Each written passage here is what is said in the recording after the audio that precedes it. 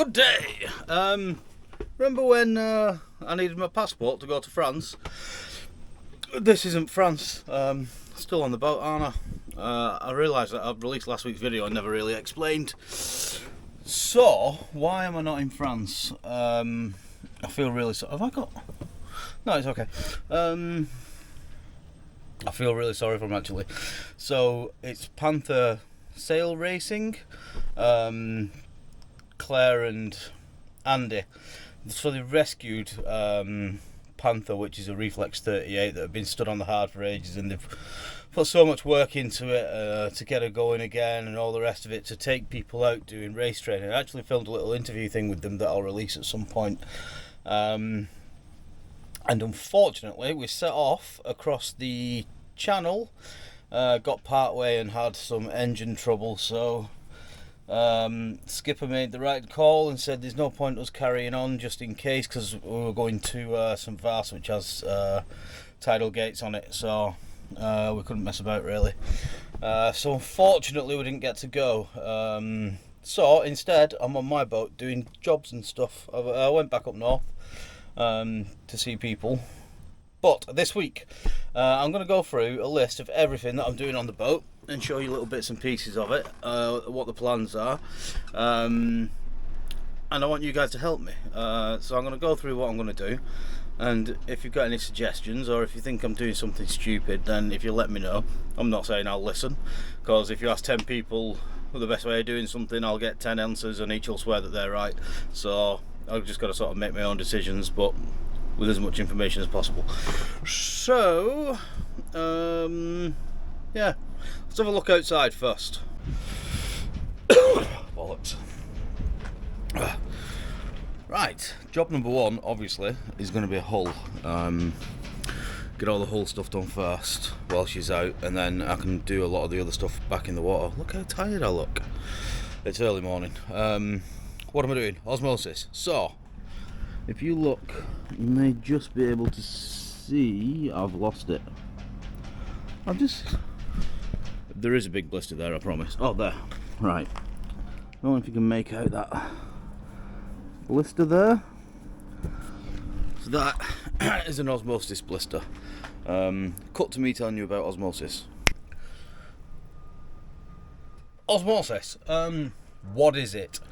So it's the little blisters you've seen on the hull. But what actually is it? So fiberglass, when it's laid up, has gel coat on the outside, which is actually on the inside of the mould, because of negative moulds and stuff. And that's just like a hardware and protective finish on the outside, but it's actually a semi-permeable membrane. So as soon as a boat goes in the water, it starts leaking through the gel coat, basically, sort of.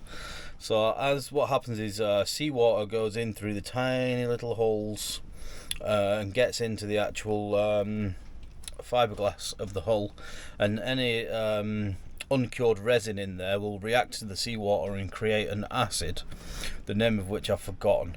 And the molecules of the acid are too big to get back out. So what it does is, obviously because it's larger, it creates a blister under the gel coat. So it's not actually a blister in the hull as such. It is literally just a blister underneath the gel coat and in front of the actual GRP. So that's where it is. Why do I need to fix it? Short answer, I don't. I could just leave it like that and it'll be fine for another 50 years. It's not a problem. So why am I fixing it? Well, because I want a survey on the boat and I want to get insurance on the boat, because this boat is my home and everything I own will be on it. So I want to try and get fully comp insurance on the boat. Same reason I'm now going to do the day skipper, because it's easier to get insurance and I need insurance really. So how am I going to fix it? Basically grind off the outer gel coat, wash everything down, soapy water, acetone, whatever, and then just leave it to dry while I do everything else. Yeah, it's just little blisters. It's not going to kill the boat, but I'm going to fix it anyway.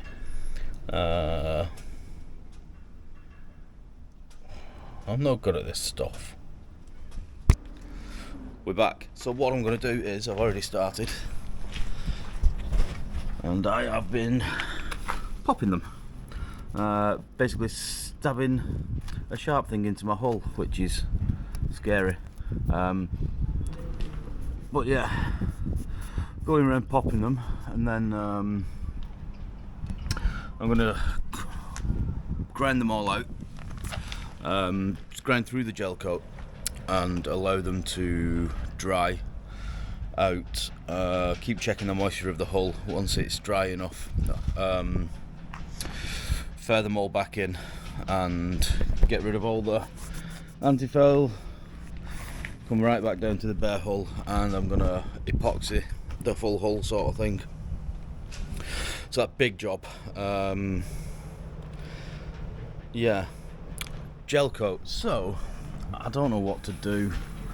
She's like properly, when you get close, she's haggard, she's tired, and I sort of want to paint the full thing. Just epoxy coat the full thing so it's one big sealed hull, and paint over the gel coat, sand it all down.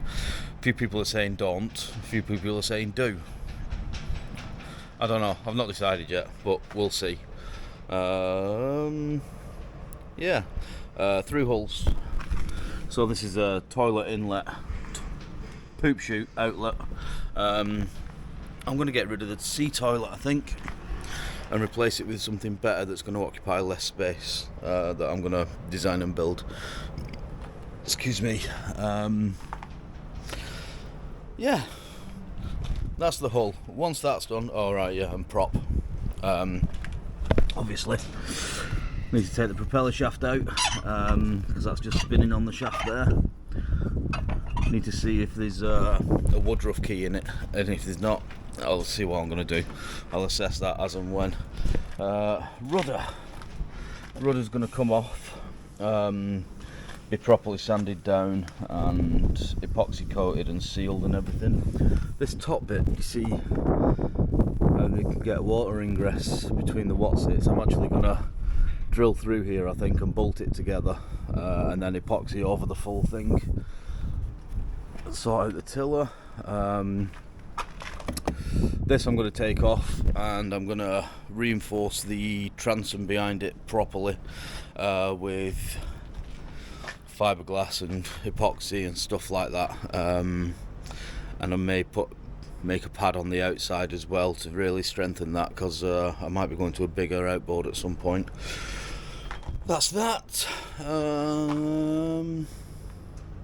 Yeah, let's go upstairs. I probably forgot something. Oh, cockpit drains.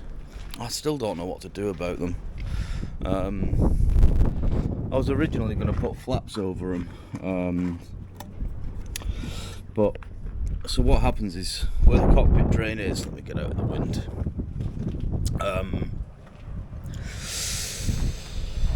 It's got a barb on the inside of those little through hulls there, which goes onto a hose, which then goes onto a barb on a seacock, which then comes off that onto another hose, which does a downward loop and onto the cockpit drains. And that's a lot of points of failure, and the seacocks don't work either, so whatever happens, I need to do them. I may remove the cockpit drains where they are, re-glass it and put proper through hulls there, even if it's in the same position, with seacocks that like screw onto them rather than being a barbed fitting, and then do it that way. I don't know, this is why I'm asking for advice about things, because I've just got to try and figure it out as I go, and I'm on a schedule, but I'll start work in a few days, so yeah, let's go upstairs. So that was outside me, back to inside me, which is me now, here, inside. That's self-explanatory. Yeah, so popping all the osmosis blisters, as I was saying. I'm reading it off my phone, I have a list. Grind out all the blisters, empty the boat, which will be fun. No helicopter's taking off. Sand off all the anti-fouling, dry out the hull, remove the through holes, remove and repair the rudder, remove and repair the prop. Taking the toilet out, the sea toilet. It's great, But if you're in it, you don't want to be dumping crap in an anchorage, and you don't want to be dumping crap in a marina. I'm not sure if it's actually illegal, so you don't want to be doing that. So if I've got a sea toilet and I'm at anchor, where do I crap? Because you can't bucket and chuck it, because you can't chuck it because you're in an anchorage. So basically you'd have to then have a separate toilet. I'm getting rid of it. So it's over there. Gadunch. So all that's above it is wasted space, because obviously you've got to sit on the crapper.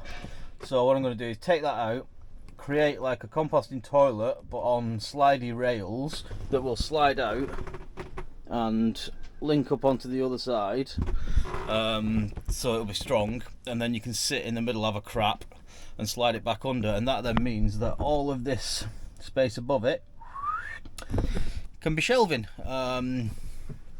So got to think three-dimensionally.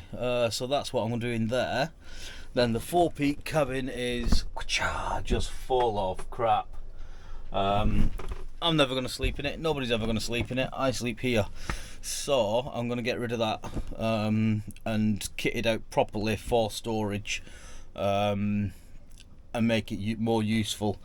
I'm also going to make a storage place for the beaching legs and for the wind vane up there as well, and for the solar panel. And if I can keep everything to each side, then I can still get access to the anchor locker in case anything gets stuck in there, because at the minute I'd have to scramble over everything, and I don't like scrambling. I don't like doing sausage manoeuvres through into there, so we'll sort that.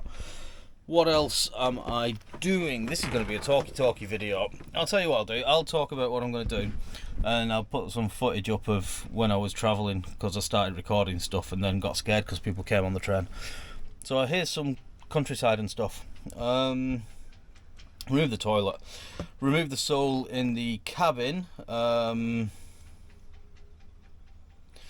clean out all underneath that, sort of refurbish it, clean everything, remove the fuel tank and the fuel lines, and replace those. I'm not replacing the fuel tank, I'm actually going to just clean it out.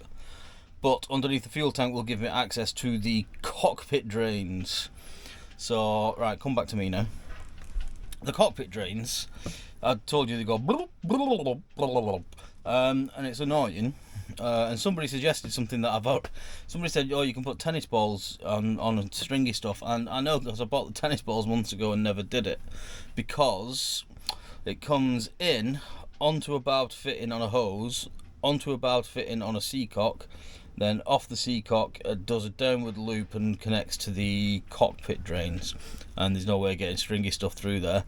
Also, if I do put a stringy stuff through there, I won't be able to use the seacocks. I'd have to cast whatever it is into the sea and do that.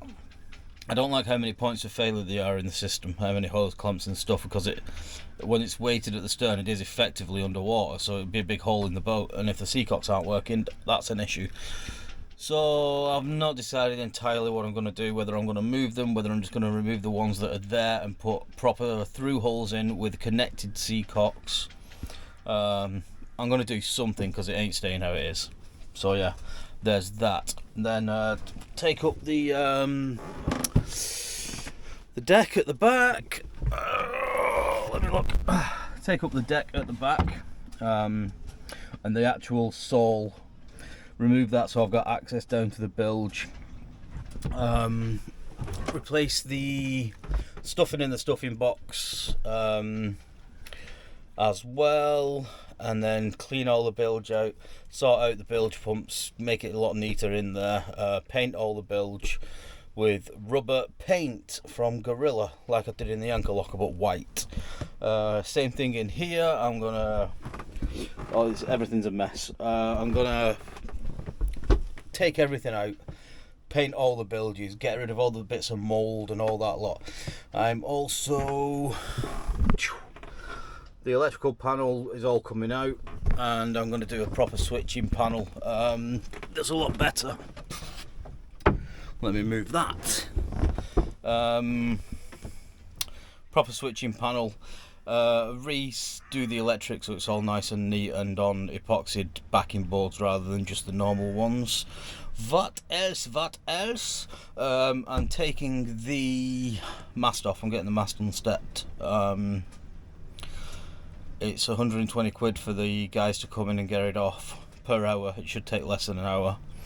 And then I'm going to store that, and I'm going to either fix the mast or try and buy a new. I'd really love a new mast and a new boom and new rigging. Then everything's just absolutely spot on.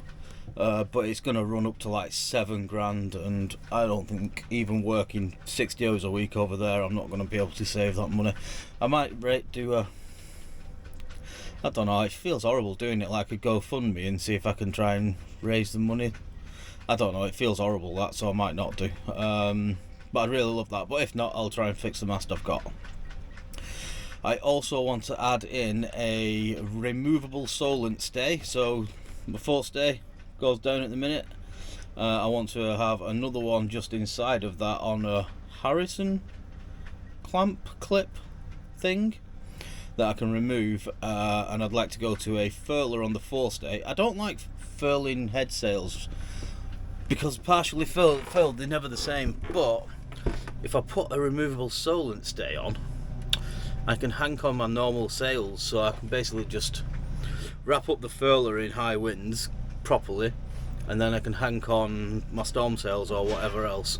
Also, heading downwind, I can go wing on wing and pull them both out, and be like a big kite at the front. It'll save me raising spinnakers and stuff like that. I know Dan really wants to make a removable bowsprit for my boat, but I don't think I'm going to do that. Yeah, so that's the plan. There are other things on the list. Possibly take out the engine beds altogether and redo them completely, sort of thing. I might do that. I don't know. I might do. Paint everything. Deck work, I'll do bits, I think. If I do the new mast and stuff, then I might run everything back to the cockpit and put jammers on the cockpit roof and stuff like that, service all the windshields. But basically what I'm going to do is all of the hull work and let it dry out and everything, and do what I'm going to do on the hull, and then at any point really I can just put the boat in the water if all the underwater work's done, which will then give me freedom to actually live on the boat, because I'm not allowed to live on the boat here, which is a pain. So I've been staying in the back of my van, which is a tiny little Ford Transit Connect, hiding underneath a spinnaker to try and stay warm. Or on Dan's said that I can use his boat if I want to. Yeah. So those are the things that I'm planning to do. Any advice about the different things, anything like that? If you can just like comment on it and stuff like that, let me know if that sounds stupid. I think I'm also going to do I might take the windows out and reseat all the windows. They don't actually leak or anything, so it might be sort of a case of let sleeping dogs lie. I don't know. We'll see.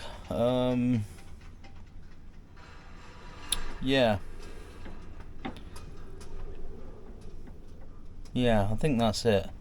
If there's anything that you guys can think of that I should do that I haven't mentioned, then let me know. Obviously not stuff like, oh, replace all this, it'll only cost you £5,000 million, because I can't do any of that.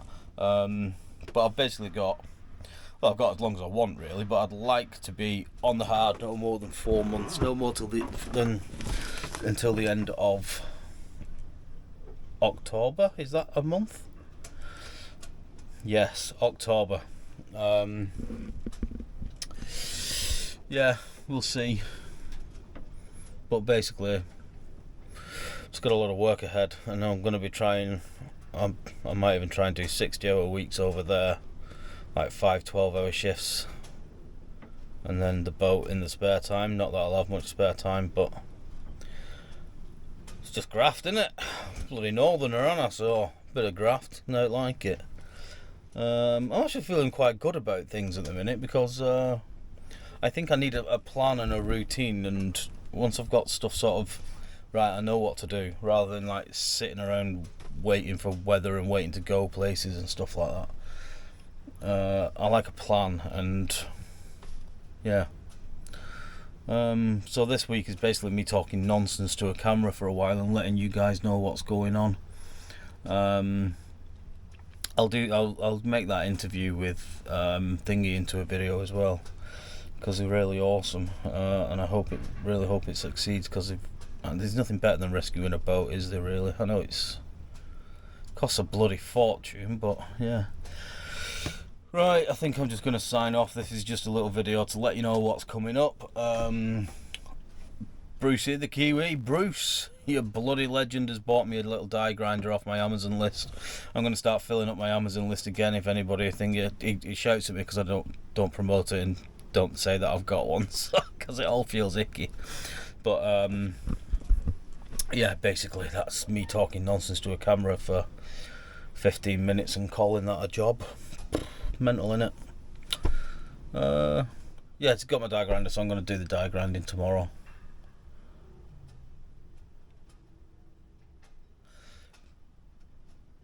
Yeah. I'm sorry. The work starts tomorrow, so next week's video will be actual work happening instead of me just talking nonsense. I just need time to do stuff. Get some stuff. Right. Enough waffly-saurus. Hasta mañana.